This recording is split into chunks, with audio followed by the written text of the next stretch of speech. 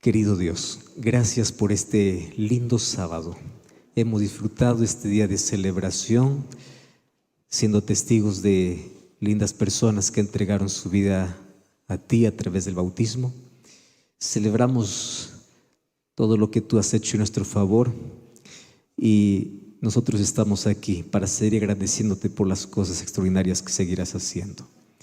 Te pido de manera muy especial que tú puedas continuar bendiciendo a esta iglesia, que pueda continuar siendo la iglesia que lleve personas a los pies de Jesús, que nunca pierdan el foco, la visión, que es estar preparados para tu regreso. Y en esta tarde, una vez más, vamos a abrir tu palabra para poder entender un poquito más de aquello que el Espíritu hace en nuestro favor. Colocamos nuestro corazón en tus manos y que tu Santo Espíritu una vez más pueda hablarnos a través de tu palabra, en el nombre de Jesús. Amén. Vamos al libro de Romanos capítulo 8. Romanos capítulo 8, versículo 1 y versículo 9. Este texto es uno de los textos más extraordinarios para hablar acerca de por qué necesitamos del Espíritu Santo. Hoy vamos a hablar sobre algunos aspectos fundamentales que tiene que ver de qué significa caminar en el Espíritu, ya que ha sido uno de los temas dentro del mundo cristiano que ha sido más malentendido. Romanos capítulo 8, versículo 1 es un texto que lo hemos estudiado muchas veces. Vamos a leer todos juntos, ¿les parece? Me gusta escuchar la voz de la iglesia. Vamos, 2 y 3. Ahora pues, ninguna condenación hay para los que están en Cristo Jesús. Pausa allí. Vamos a respirar porque hasta aquí el texto está precioso. Voy a hacer aquí una pregunta. ¿Hay alguna condenación para aquel que está en Cristo? No. Entonces la pregunta es, ¿qué hago para estar en Cristo? Entonces vamos a leer lo que sigue. ¿Quiénes son aquellos que están en Cristo? Dice el versículo 1, los que no andan conforme a la carne, sino conforme al Espíritu. Qué bonito. La mayoría de nosotros quedamos solamente en la primera parte. Y la primera parte es, yo ya no tengo más condenación. La sangre de Cristo me perdona, la sangre de Cristo me liberta. Y eso es el mensaje que en toda iglesia vas a escuchar. Tú eres libre, tú eres salvo, la sangre de Jesús. Correcto. Solo nos quedamos hasta la coma. El asunto es que olvidamos del aspecto importante. Estar en Cristo significa andar en el Espíritu. Entonces, aquí yo quiero hoy responder una de las preguntas y una de las cosas que probablemente ha generado mucha confusión dentro del mundo cristiano. La primera parte va a ser una parte informativa, como para que nosotros sepamos qué responder, y la segunda, una parte aplicativa para ver qué significa andar en el Espíritu. Antes quiero dejar fijado el concepto. Muy bien, estar en Cristo significa andar en el Espíritu. Yo voy a preguntar, ¿qué significa estar en Cristo? ¿Ustedes me responden? Una vez más, ¿qué significa estar en Cristo? Correcto. Si entendemos eso, entonces vamos al versículo 9. Versículo 9 dice así: mas vosotros no vivís según la carne, sino según el Espíritu. Y si es que el Espíritu de Dios mora en vosotros. Pero si alguno no tiene el Espíritu de Cristo, no es de Él. O sea, este es un asunto muy serio. ¿Correcto? Si alguien no anda en el Espíritu, no está en Cristo. Y si no estás en Cristo y no andas en el Espíritu, no eres de Él. El texto es claro. Entonces la pregunta es, ¿qué significa andar en el Espíritu? Y allí viene muchas respuestas. Primera respuesta: para andar en el Espíritu yo tengo que recibir el Espíritu. ¿Y cómo recibo el Espíritu? Ahí viene. algunos, ¿no?, en muchos cultos que se realizan es: recibe el Espíritu, y el Espíritu viene, el Espíritu está aquí, y el Espíritu quema, y el Espíritu embriaga.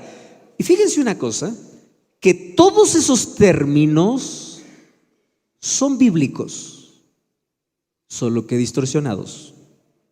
¿Está bien? Por ejemplo, es que a nosotros nadie nos entiende. Yo recibo mucho mensaje de personas que me siguen. Dios me ha dado el privilegio de tener un público grandiosísimo en toda la comunidad evangélica de diferentes iglesias, denominaciones cristianas. Y a mí me encantan las preguntas honestas, sinceras, de personas que realmente quieren aprender. Y me dicen: pastor, a la verdad, explíquenos por qué es que a los discípulos les decían que estaban ebrios. O sea, ellos estaban borrachos del Espíritu. Por eso es que en la iglesia nosotros nos emborrachamos del Espíritu y hacemos otras cosas. Ojo, ¿está sacando de qué? De un texto. Otro dice: no, pastor, es que el Espíritu Santo es como el fuego, y si el Espíritu Santo es fuego, quema. Y nosotros sentimos que cuando el Espíritu desciende, quema. Ojo, ¿de dónde está sacando ¿de dónde está sacando la idea? De un texto. Entonces el problema es interpretar el texto, ¿correcto? Ahora, ¿cómo es que las personas confunden al Espíritu? Y si ustedes pueden anotar, anoten, y si no, pónganlo ahí en la cabeza, espero que no se olvide. ¿Cómo es que el Espíritu se confunde? Número uno, el Espíritu se confunde con éxtasis emocional.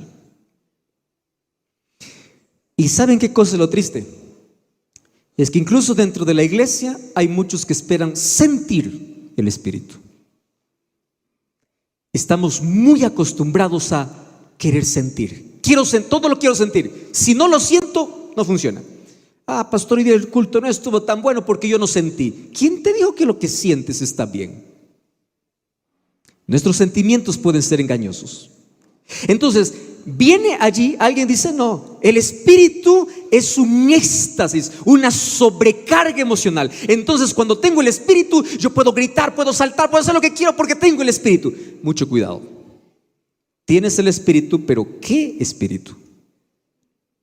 Entonces, en el libro de Hechos capítulo 2 aparece la manifestación del Espíritu, y allí tenemos dos problemas de malinterpretación.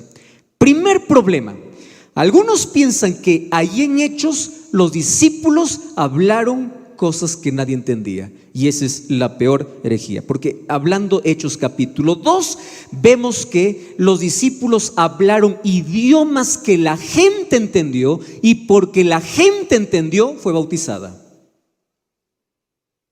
Nadie se entrega a Jesús si no entiende el mensaje. Ahora, ¿por qué Dios dio el don de lenguas en el Pentecostés? ¿Por qué razón?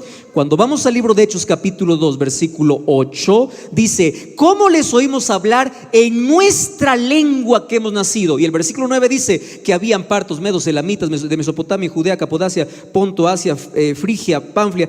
Todos ellos eran de diferentes países que hablaban diferentes idiomas. Entonces, el Espíritu Santo dio el don de hablar en idiomas que la gente entendiese. Cada uno escuchó en su propio idioma. No fue un éxtasis emocional, sino que fue un mensaje comprendido.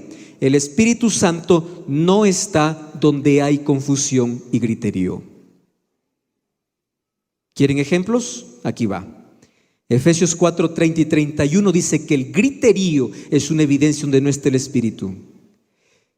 Y aquí viene otro asunto interesante. Hay personas que piensan que solo el hecho de hablar en lenguas es la evidencia que tengo el Espíritu. Y ahí yo hago la pregunta: ¿Jesús habló en lenguas? No. ¿Y no tenía el Espíritu? ¿Juan el Bautista habló en lenguas?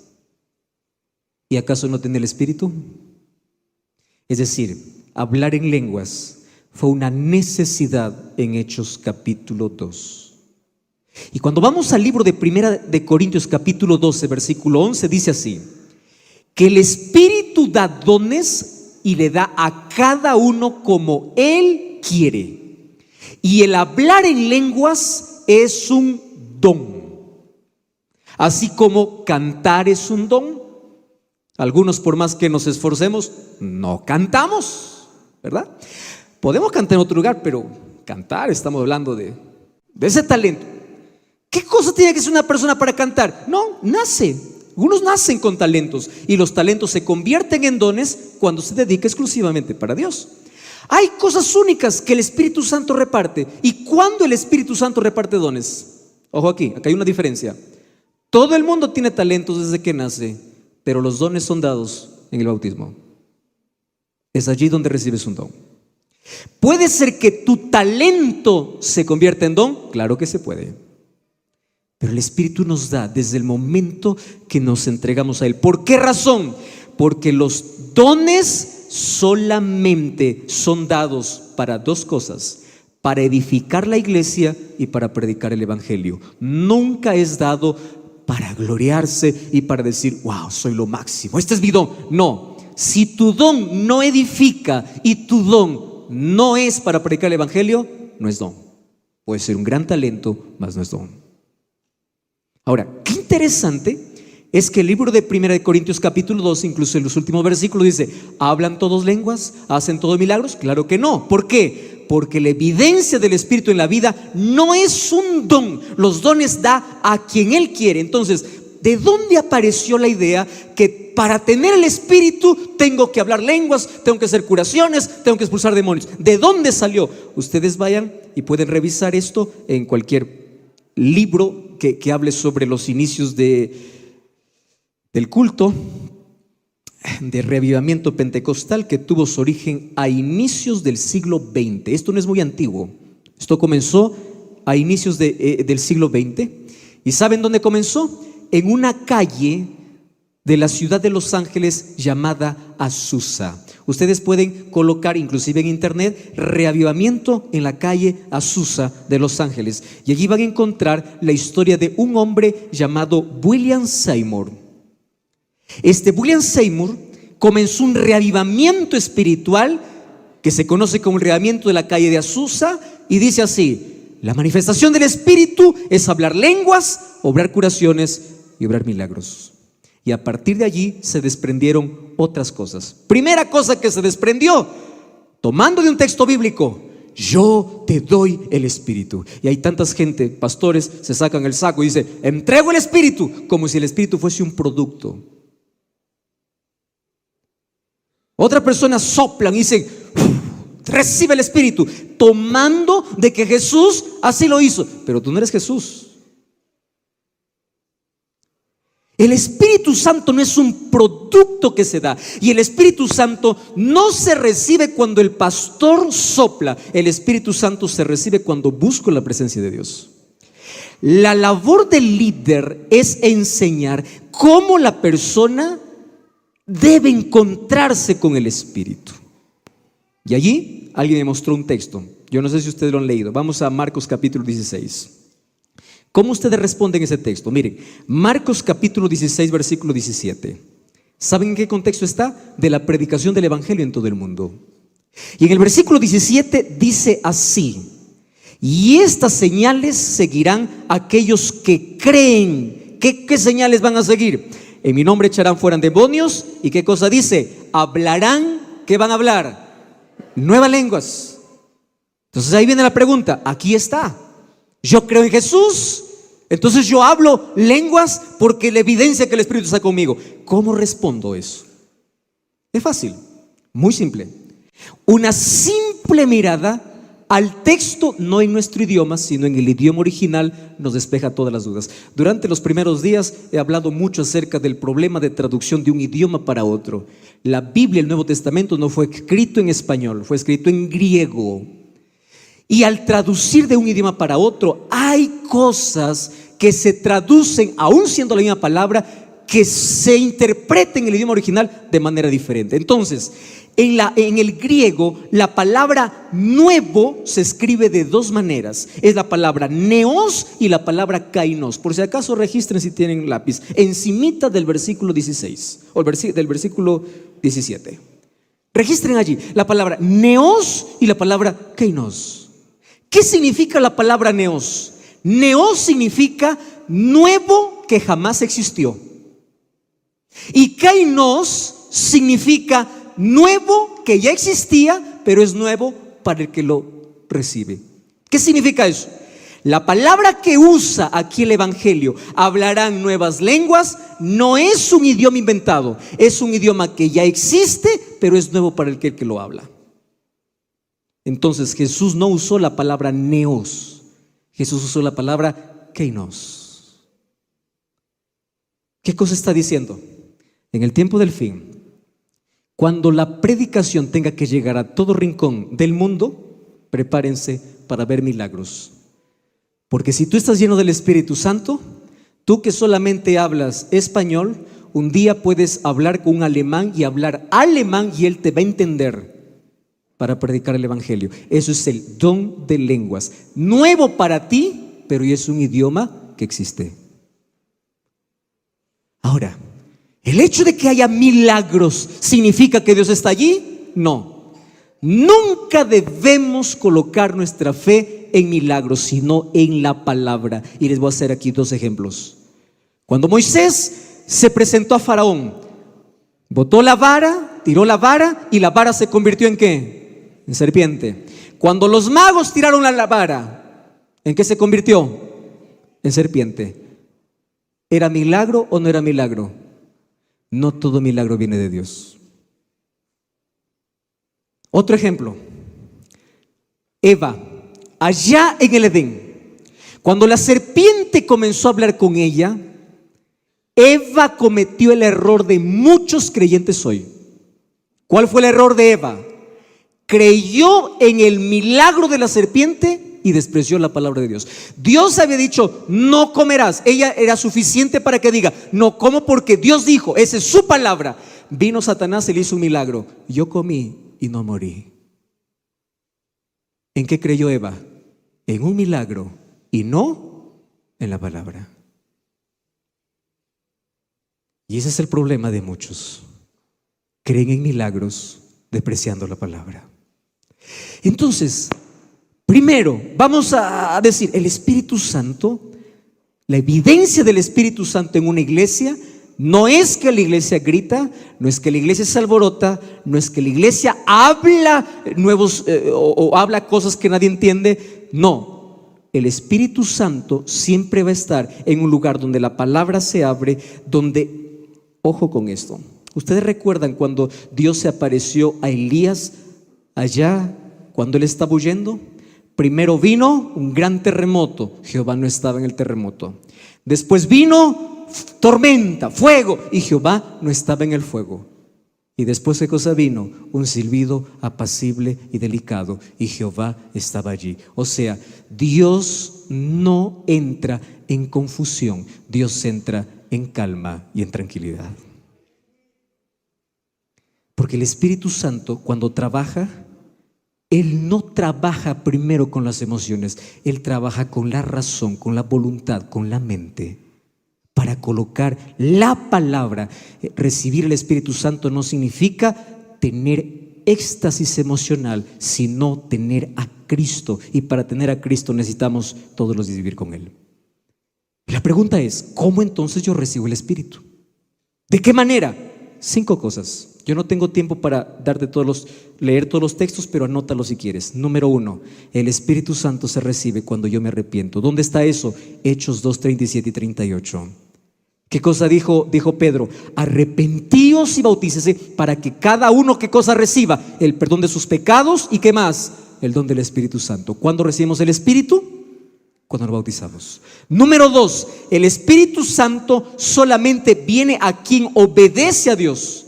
Hechos 5:39 dice que el Espíritu es dado a aquellos que obedecen. Número 3, el Espíritu es dado a aquel que pide, dice Lucas 11:13.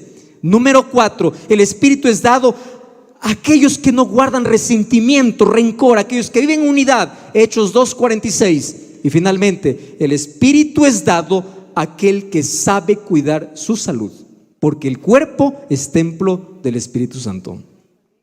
Y yo quiero aquí hacer un breve paréntesis.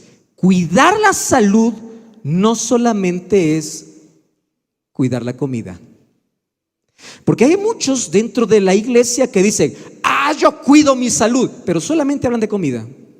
Mucho cuidado. Salud. La comida es una partecita de la salud. Ustedes vean y lean las investigaciones que dice así: más perjudicial es para una persona no practicar ejercicio físico que un día comer algo que le desfavorece. Una persona que está un día entero sentado sin movimiento equivale a fumar 20 cigarrillos. Entonces, no se trata solo de comida. Una persona que no duerme sus 8 horas está atentando contra el espíritu, porque al día siguiente no puede tomar ni siquiera decisiones claras. Salud no solo es comer. Salud, ¿recuerdan los 8 remedios naturales?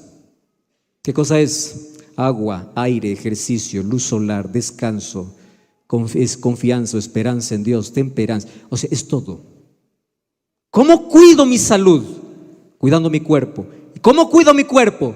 No, ¿por qué estoy hablando esto? Porque hay algunos que solamente se agarran de una cosa y dicen, todos los demás no se cuidan. ¿Por qué? Alguien hace algunos días, pastor, yo cuido mi salud. ¿Por qué? Yo nunca comí carne. Qué bueno, le digo. Después de 1 hora, un pedazo de torta. Le dije, tú sabes que la torta, el azúcar que comes en la torta es más perjudicial que un pedazo de carne. Entonces tú no me digas que cuida la salud solamente agarrándote de una cosa. Salud es un paquete, no es solo una. ¿Correcto? Muy bien, entonces aquí cada vez se nos está convirtiendo un poquito más claro el asunto de andar en el Espíritu, ¿verdad? Porque para andar en el Espíritu, ¿qué cosa tengo que hacer? Vivir en arrepentimiento, obedeciendo a Dios, viviendo bien en comunidad, pidiendo el Espíritu Santo y cuidando de mi salud. O sea, aquí ya no es, aquí toma el Espíritu, recibe el Espíritu. No. Aquí se trata de hábitos, se trata de vida. Por eso es que el texto que leímos, ¿qué cosa dice? Andar. ¿Qué cosa es andar? Una acción continua, constante. Eso es andar en el Espíritu. Número 2. Lean ese texto que yo no sé si es que alguien les dice explicar, ¿cómo ustedes lo explicarían? Efesios capítulo 5, versículo 18. Efesios capítulo 5, versículo 18. Este texto me presentó uno que no podía dejar el alcohol. Y me dice, pastor, yo obedezco la Biblia. Y me sacó el libro de Efesios, capítulo 5, versículo 18. ¿Qué cosa dice Efesios 5, 18? No os embriaguéis con vino, en lo cual hay disolución. Antes bien, ¿qué cosa dice que tenemos que ser? Llenos del Espíritu Santo. Qué curioso que en la Biblia nosotros encontramos 2 tipos de ejemplos. Un ejemplo por comparación y otro ejemplo por contraste. ¿Qué tiene que ver el vino con el Espíritu? ¿Ya se dieron cuenta de eso? No te embriagues con vino. Pero ustedes saben que hay otra versión que dice, antes bien sean llenos del Espíritu Santo. Y se está diciendo que así como el vino embriaga a las personas, el Espíritu Santo embriaga a los que lo reciben el Espíritu. Si nosotros tomamos el texto como un paralelo, vamos a tener un problema. ¿Cuál es el problema? Recibo el Espíritu y estoy medio ebrio. ¿Qué cosa es lo que quiere decir Efesios 5, 18? Les voy a hacer aquí un ejemplo para que quede muy clarito el asunto. Cuando una persona bebe alcohol, ¿tiene control de su cuerpo, sí o no? ¿Por qué no tiene control de su cuerpo? ¿Qué hace el alcohol? Tiene el dominio. Muy bien. ¿Por qué es que el apóstol Pablo coloca el Espíritu en el contexto de vino? Porque así como el vino o el alcohol domina al ser humano, aquel que tiene el Espíritu es el Espíritu que domina sus pasiones, su vida, su carácter. Así como el alcohol tiene un efecto en aquel que lo bebe, aquel que tiene el Espíritu está bajo el dominio de Dios. Eso es lo que significa ese texto. No significa que estoy ebrio porque tengo el Espíritu. Y finalmente, El Espíritu, si no se diferencia en la vida del creyente porque es un don, ¿cómo yo sé que realmente ando en el Espíritu? Ya dije las condiciones para recibir el Espíritu, pero aquí viene lo más importante. Miren, los dones que da el Espíritu son para hacer, pero el Espíritu se muestra no en hacer, sino en ser. Y hay una diferencia muy grande entre hacer y ser. Hacer tiene que ver con lo que hago para Dios. Ser tiene que ver con carácter. Entonces, la evidencia que el Espíritu Santo está en mi vida no es lo que hago, es lo que soy. ¿Cuál es la evidencia del Espíritu en la vida? Vamos a abrir la Biblia. Juan capítulo 15, versículo 8. Juan capítulo 15, versículo 8. En esto es glorificado mi Padre. ¿En qué es glorificado Dios? En que llevéis mucho fruto y seáis mis discípulos. Presten atención. No existe discípulo sin fruto. Y no existe dar gloria a Dios sin fruto. ¿Cuál es el centro del texto? Fruto. Número 2. ¿Qué dice Gálatas 5, 22 y 23? El fruto del Espíritu, ¿qué cosa es? Amor. ¿Qué dice 1 Juan 4, 7 y 8? El que no ama no conoce a Dios, porque Dios, ¿qué cosa es? Amor. ¿Y qué dice Juan 13, 34 y 35? En esto conocerán que soy mis discípulos cuando ustedes se aman. Muy bien. Voy a hacer aquí un resumen. ¿Qué distingue al auténtico creyente que anda en el Espíritu? No lo que hace, sino cuánto ama. Yo no puedo decir, yo estoy con el Espíritu, pero guardo odio, rencor, resentimiento y me peleo con medio mundo. No tienes el Espíritu. Yo no puedo decir, tengo el Espíritu Santo, si no hay amor. La característica distintiva del discípulo sería el amor. Ahora la pregunta es, ¿cómo yo puedo tener el fruto? Y permítanme aquí dedicar los poquísimos minutos que tengo en hablar acerca de cómo tener el fruto. Y para ese cómo, créanme que ni siquiera nosotros vamos a hacer algo. Todo lo que tenemos que hacer es someternos a Dios para que vean lo extraordinario que es la salvación. El ser humano solo tiene que permitir, porque es Dios quien hace la obra. Entonces la pregunta es, la evidencia que ando en Cristo es tener el Espíritu. La evidencia que tengo el Espíritu es tener el fruto. ¿Y cuál es el fruto? El amor. La pregunta es, ¿cómo tengo fruto?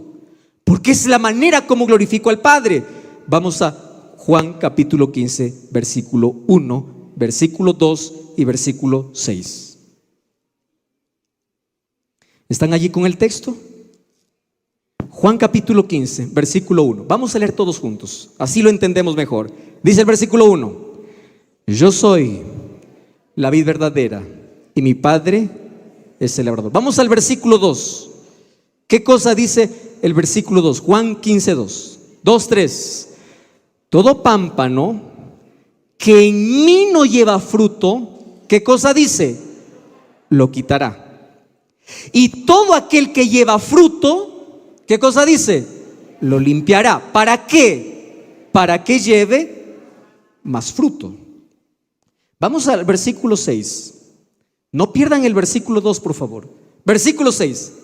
El que en mí no permanece será echado fuera como pámpano y se secará, y lo recogen y los echan en el fuego y arden.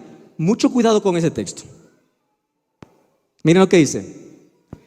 El asunto aquí está claro, dice Jesús. ¿Quieres ser mi discípulo? Lleva fruto. Para que tú lleves fruto, yo voy a hacer dos cosas. Número 1, ¿qué cosa es lo que yo voy a hacer? Primero dice, aquel que no lleva fruto, ¿qué cosa sucederá? Dice el versículo 2, lo quitará. ¿Qué significa quitará? ¿Lo va a arrancar? No, esperen un momento allí. Y aquel que lleva fruto, ¿qué cosa va a hacer? Lo limpiará para que lleve más fruto. O sea, el mayor interés de Cristo aquí es, lleva fruto. Porque el fruto es la evidencia que el Espíritu Santo está en tu vida. Es la única evidencia, el fruto. Tienes que llevar fruto. Entonces, si no llevas, te quitará. Si llevas, te limpiará para que lleves más fruto. Pero aquel que nunca va a llevar fruto, finalmente, ¿qué cosa sucederá? Será echado, se secará. ¿Y dónde arderá? En el fuego. Ustedes están aquí comprendiendo la severidad de este mensaje. Si no tienes fruto, dice Jesús, no importa todo lo que más hagas, porque la evidencia de mi espíritu en tu vida es el fruto. Entonces voy a explicar el versículo 2 para poder entender un poquito qué cosa es lo que Jesús está diciendo.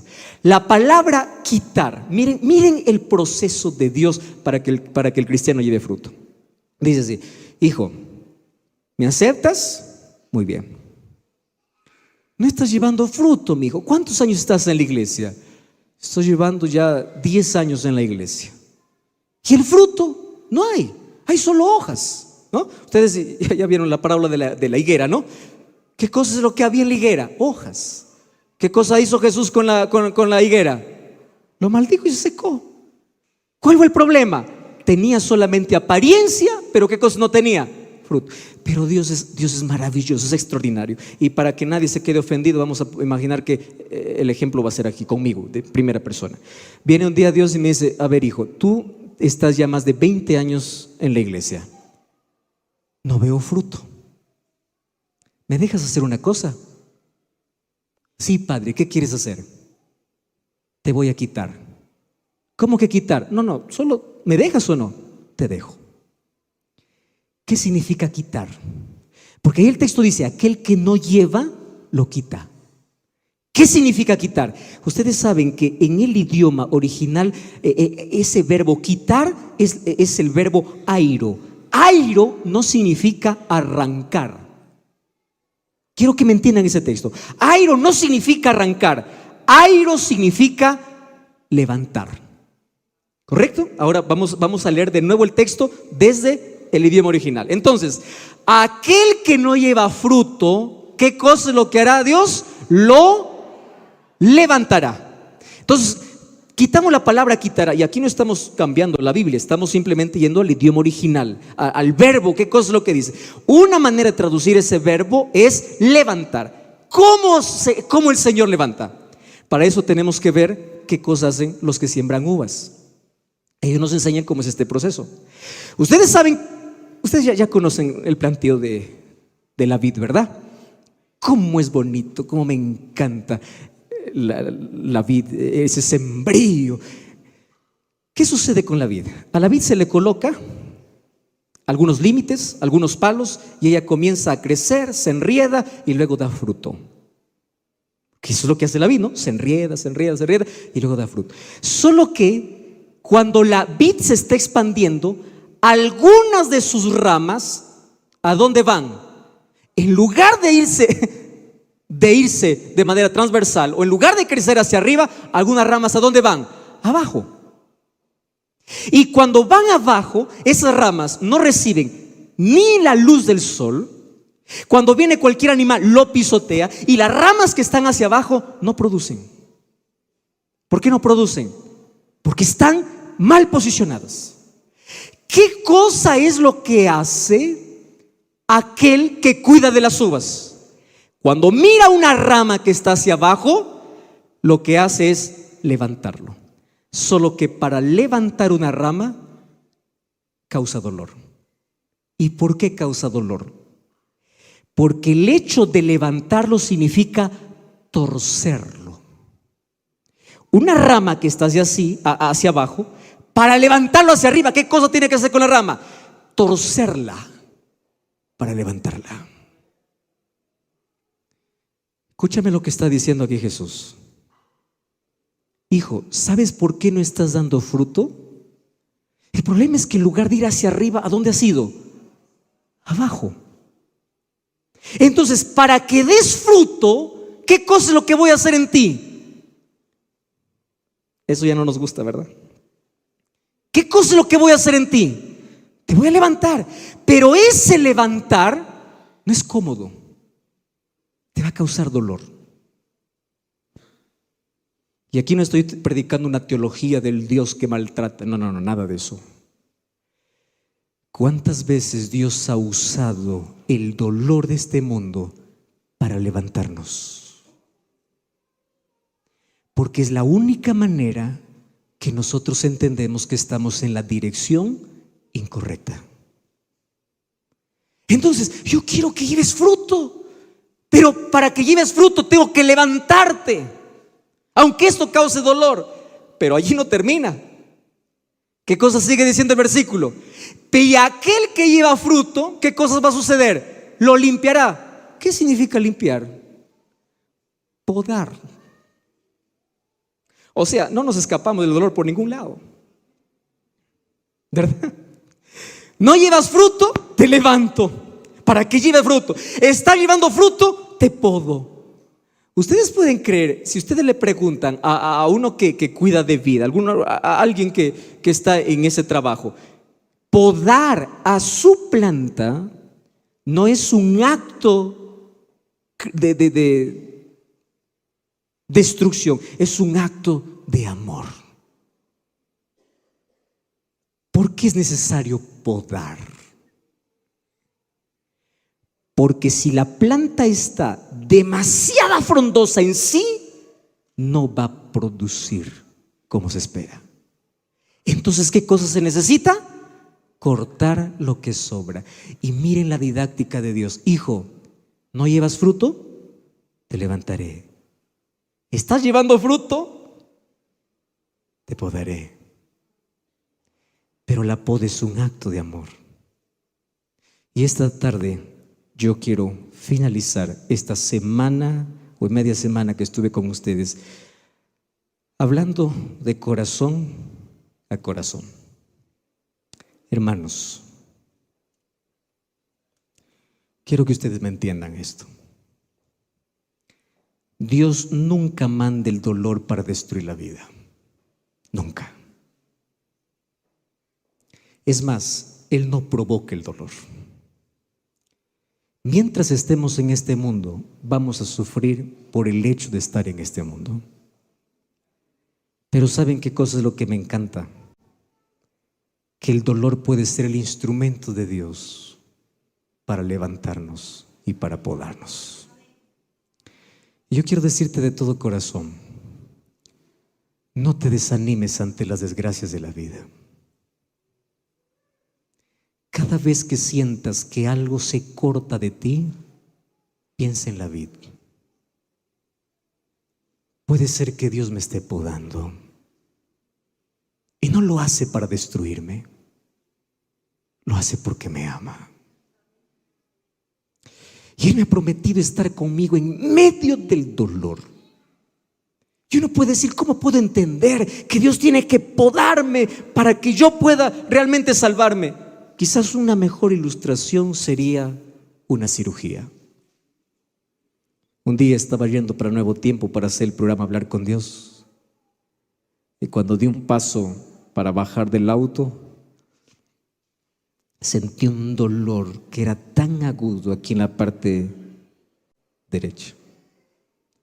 Tanto así que al dar el paso yo no pude más. Ese momento tuve que llamar a producción y decir, yo no puedo, voy al hospital, estoy con un problema. Comenzó el dolor muy temprano, 5 de la mañana. Lo ignoré. Pasó las 6, pasó las 7, fui para el trabajo. Cuando estaba, gracias a Dios que no fue mientras estaba en el programa, estaba por entrar al programa. Comenzó el dolor más agudo, devolví el auto, me fui para el hospital. En el hospital me dice, tienes el apéndice punto de reventar. Así que no hay opción. Lo que tenemos que hacer es operarte. De aquí no sales. Me quedé. Entré a la sala, apareció el médico, un hombre, un brasilero, ¿no? Un alto, con una paz que tenía ese hombre. Me decía, tranquilo, este es lo más común, todo va a estar bien, todo tranquilo. Y mientras decía todo está tranquilo, yo veía las navajas que estaba limpiando. ¿Cómo uno va a decir que todo está bien cuando sabes que te van a cortar? anestesia soluciona todo. Me anestesiaron, dormí en paz y me cortaron. Desperté, todavía con la anestesia allí recién. Ustedes saben, los que han pasado por cirugía saben el asunto, ¿no? Cuando tú te levantas de una anestesia, tú no sabes dónde estás. Y peor cuando ves que todos los que están a tu lado están tapados, piensas que estás en la morgue.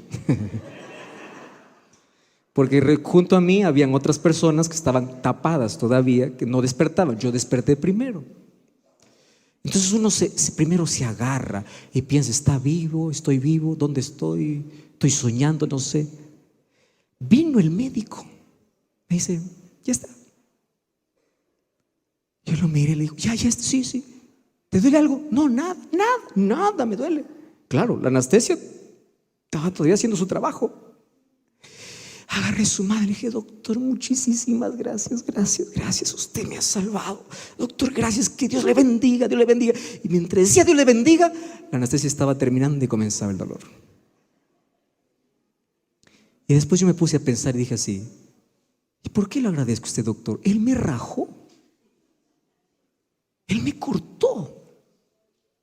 ¿Por qué tengo que agradecer a alguien que me cortó? ¿Por qué?